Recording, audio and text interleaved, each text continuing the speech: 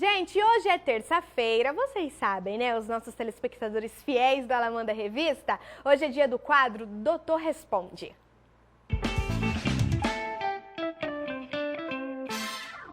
E para isso eu recebo no nosso programa hoje o doutor Coutinho, clínico geral. Seja muito bem-vindo ao nosso programa, doutor. Obrigado. Doutor, a população tem muita dúvida de como e quando procurar a especialidade do clínico geral. Nós podemos dizer que é o médico que ali leva para todas as outras especialidades, não é mesmo? Sim. É o primeiro contato do paciente, geralmente? Deveria ser. Em vários países na Europa, você não pode procurar diretamente o especialista. É o caso, às vezes, da Inglaterra, da Holanda, que você precisa passar antes pelo clínico geral ou médico de família para depois você possa procurar o especialista, para que você não procure um especialista erroneamente. Porque como leigo, às vezes você tem uma dor, você acha que é uma coisa e não é. É outra que pode ser mais simples ou até mais grave. Então, o clínico geral, cabe a ele fazer esta consulta e encaminhar o paciente para o especialista certo. Doutor, quais são as doenças que o clínico geral ele acompanha para tratamento? Certo. Bom, inicialmente, quase todas as doenças o clínico geral pode acompanhar, né? O mais comum aqui, no meu caso, que eu trabalho numa unidade básica de saúde, e já trabalhei em hospital, consultório também, nós acompanhamos a hipertensão e a diabetes, né? Dessa doença, às vezes mal acompanhadas ou com medicações errôneas, pode levar o paciente a um risco de morte. Aí sim o especialista entra e atua. Doutor, as crianças também, os pais levam as crianças ao clínico geral? Podem levar sim. Na unidade de saúde, quem está lá é o médico de família. O médico de família é um clínico geral com alguma ampliação de conhecimento em relação à gestante e a criança. Então ele faz a puericultura. O que é a puericultura? A puericultura é o acompanhamento da criança, né, com uma medicina preventiva para verificar se o desenvolvimento está sendo normal. Não é para o atendimento de emergência e urgência, né? É um atendimento para acompanhar se tem alguma doença detectada, ou uma febre baixa, ou uma virose se instalando. O clínico pode, sem dúvida nenhuma, atender essa criança. Diferente dos casos de emergência. A emergência em criança deve ser atendido pelo especialista, o pediatra emergencista. Doutor, quando que o paciente, nós como pessoas no geral, devemos fazer aqueles exames de rotina, procurar o clínico para realizar os exames comuns de sangue, enfim, esses tipos de exames mais normais? Isso depende muito do paciente, se ele está completamente assintomático, um paciente jovem, né? Uma faixa até 30 anos, geralmente ele pode passar a cada 2 anos, se ele não tem nenhuma comorbidade ou vício, ele pode passar a cada 2 anos no clínico geral, não há necessidade dele fazer exames anuais, né? Agora, quando tem algum sintoma, né, você manifesta algum sinal ou sintoma de alguma doença, ele poderá procurar o clínico e o clínico ele tem uma função muito importante de pedir os exames necessários, porque o clínico é aquele médico que vai examinar o paciente como um todo, vai ter aquela visão holística do paciente, né? E ele vai pedir os exames necessários relativos àquela doença, àquele sintoma. Os pacientes mais velhos, a gente já recomenda que anualmente façam esses exames, né? No caso das mulheres, né, o exame das mamas, o exame do Papa Nicolau, né, para prevenir o câncer de útero, os homens, o exame de próstata, e a parte cardiológica e a parte de glicemia. Que a diabetes é uma doença lenta, insidiosa, e ela pode levar a complicações graves no futuro. Então ela deve ser acompanhada desde o começo. E os exames de rotina que podem detectá-la. Muito bem, doutor, antes de começarmos a responder as perguntas dos nossos telespectadores, a gente tem agora uma pequena matéria falando da importância do profissional do clínico geral para a vida do ser humano. Ok. O médico clínico geral é importante para acompanhar pacientes ao longo da vida. Muitas vezes pode ajudar a entender melhor a conduta de um especialista e esclarecer dúvidas a respeito do uso de diversos medicamentos receitados. Sua atuação hoje é muito importante também em doentes complexos. Os pacientes que decidem procurar diretamente o especialista vão ter que fazer alguns diagnósticos por conta própria, o que nem sempre estará correto. O clínico geral tem uma visão global do organismo humano e deve estar preparado para proceder os diversos diagnósticos. Doutora, aqui nós falamos um pouco também sobre a automedicação. Isso acontece muito e é muito importante trazer essa alerta à população, não é mesmo? Sim, sem dúvida. Bom, com relação à automedicação, uma febre baixa, até mesmo numa criança, a criança estando num estado geral bom, está sendo hidratada, como você pode perceber isso? Quando a criança chora, cai bastante lágrimas, quando ela está tentando falar ou emitindo algum som, bastante saliva, isso se a pele não está ressecada, então você pode notar que a criança está hidratada, não está tendo dificuldade para respirar. Um dos sinais de perigo numa criança é o aumento da respiração, né? A criança começa a usar a parte abdominal e às vezes até o pescoço para respirar. Isso é um sinal de perigo que a mãe deve levar imediatamente a um pronto atendimento. Então, uma medicação de febre, uma enxaqueca, uma dor de cabeça que você tome analgésico, são remédios que normalmente não fariam mal. Contudo, o uso de antibióticos, isso eu enfatizo, você não use antibióticos por conta própria, porque eu tenho pego no consultório vários casos de antibióticos usados de uma forma errônea. As doses não é a correta, às vezes é uma dose inferior e o tempo de uso também é errado. Usa-se menos tempo ou mais tempo. A consequência disso pode ser ruim.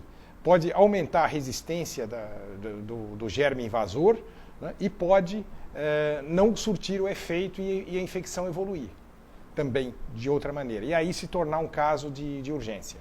Doutor, uma outra dúvida que eu acho que cabe um alerta muito grande também, por exemplo, às vezes a pessoa ela pega uma simples gripe e aí com isso ela sabe que ela tem uma alergia também, vamos dizer uma rinite, uma sinusite, e acaba misturando alguns tipos de remédios. Isso pode fazer mal ou não também através da automedicação, doutor? Sim, pode fazer mal. Existem medicamentos que não podem ser misturados, não devem ser misturados, né? Vários exemplos, por exemplo, se a pessoa toma algum remédio por uma doença crônica, ela tem que ter orientação do seu médico se aquele remédio não vai ter uma interação com outra medicação. Essa interação, na maioria das vezes, é passageira, mas muitas vezes ela pode tornar-se uma urgência, né? Por exemplo, quem toma um anticoagulante, que é um remédio que a gente chama, no grosso modo, aí, de afinar o sangue, né? E toma um remédio para labirintite, no caso aí, um dos famosos casos, ginkgo biloba, que é um remédio inclusive fitoterápico. Não devem ser misturados, porque aí pode propiciar hemorragias para as pessoas, né? Aumenta o risco de hemorragia. Isso é um exemplo que eu estou dando, né?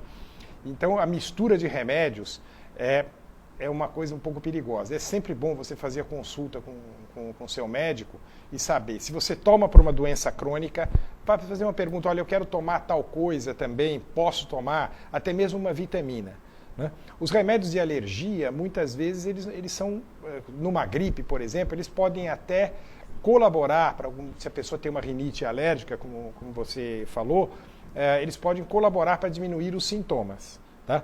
Agora, muitos remédios de alergia têm interações medicamentosas com outros remédios, né? Não dá para citar todas aqui, sim, nem claro. é o caso. Mas esse remédio pode causar algumas consequências. Então é sempre bom você ter consulta com o seu médico antes de tomar uma droga nova ou comprar na farmácia. Muito bem, doutor. Agora sim, vamos responder as perguntas dos nossos telespectadores. Pode colocar para a gente, então, por favor, a primeira pergunta. Meu nome é Ana Karen, sou vendedora.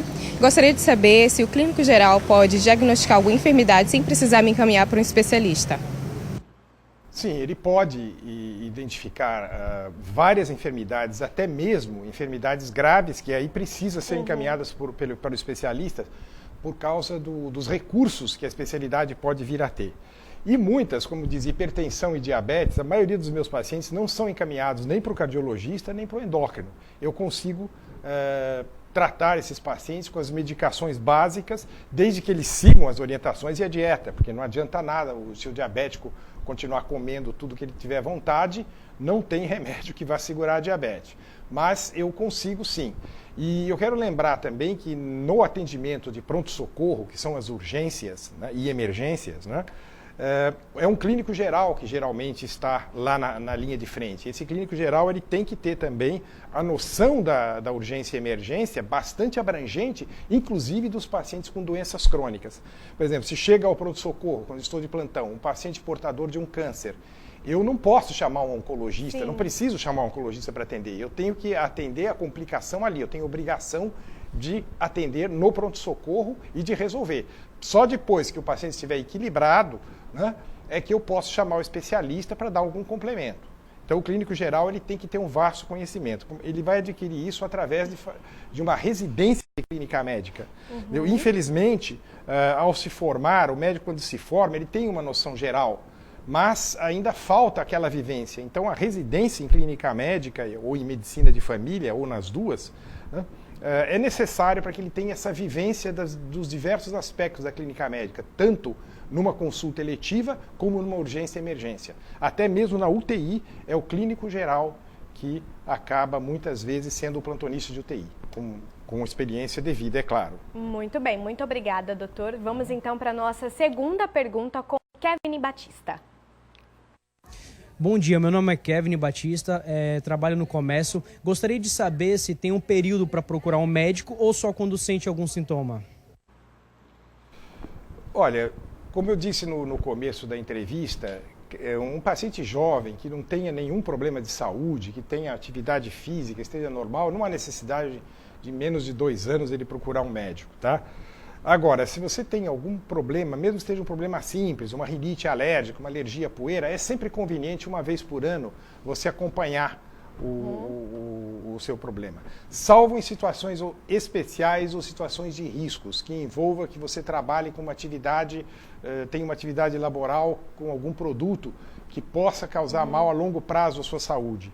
Tá? Mesmo com proteção, é interessante anualmente você fazer a sua consulta com o clínico geral. Muito bem. Olha, a nossa terceira pergunta agora é com Wagner Kell. Meu nome é Wagner Kell, sou jornalista e a minha pergunta é: doutor, eu joguei bola e me machuquei, eu estou sentindo muitas dores a semana inteira. Eu preciso procurar um clínico geral? Sim, geralmente. Se você, claro que aí no caso você não quebrou nada, porque quando quebra a dor é intensa, você ia procurar na hora, né? Muitas vezes é um entorse ou uma distensão muscular e o clínico geral poderá, sem dúvida, atuar nisso aí, através de recomendações de colocar gelo, ou depois calor, o uso de um anti-inflamatório e o repouso. Essa parte sim. Se a dor prosseguir, né, por mais de 1 ou 2 semanas, aí seria necessário você ver o especialista e fazer um exame para saber se não teve mais alguma coisa ali. Tá bom? Perfeito. Olha, nós vamos agora para a pergunta do Lincoln Henrique. Meu nome é Lincoln Henrique, sou atendente. Qual procedimento o clínico geral deve fazer no seu consultório? Bom, vai depender da doença e da queixa do paciente, né? O procedimento do clínico geral, do generalista e do médico de família pode até mesmo fazer pequenos procedimentos. É que nós não temos condição de fazê-los aqui nas unidades de saúde, por diversos motivos. Mas retirar uma pequena verruga, entendeu? Ou fazer uma punção pode ser feita. E curativos, numa unidade de saúde, curativos simples, não de feridas assim abertas ou de grande porte, né? Uma mordida de cachorro mais violenta, isso aí o clínico às vezes não tem as condições de fazer no momento. No pronto-socorro, ele pode fazer esses procedimentos, né? É que geralmente no pronto-socorro grande, quando precisa fazer uma sutura, o cirurgião acaba fazendo, mas o clínico pode fazer. E no consultório, na consulta eletiva, uma das coisas principais do clínico geral é uma consulta bem feita, ou seja, ele tem que perguntar ao paciente tudo sobre sua saúde, não especificamente da queixa principal. Muitas vezes já aconteceu o paciente ter uma queixa principal, mas aquilo não era o que punha a saúde dele em risco. Era nas perguntas dos diversos outros aparelhos, eu tenho uma coisa aqui que eu não dei muita importância, é uma dorzinha aqui, e essa dorzinha era o problema. Ele foi lá por causa de uma diabetes, mas a dorzinha é que era o problema dele principal, e aí o médico tem que ter essa sensibilidade de perceber. Então, ou seja, a principal obrigação é uma história bem feita e um exame físico bem feito. Pôr a mão no paciente, examiná-lo, é fundamental. Sem isso, é difícil fazer o diagnóstico. Muito bem, doutor. Para a gente finalizar, nós temos a nossa última dúvida do Margo Batista. Eu sou Margot Batista, profissão de caixa. Aí eu gostaria de saber se uma criança pode ser atendida pelo clínico geral. Como eu disse no início da entrevista, pode sim.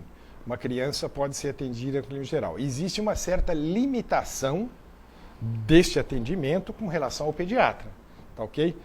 Fica um pouco, o clínico geral, por exemplo, eu não atenderia uma criança numa emergência, tá? Isso é mais para, a não ser que ele seja treinado para isso. Ele pode ser treinado para isso, porque ele tem uma abrangência grande.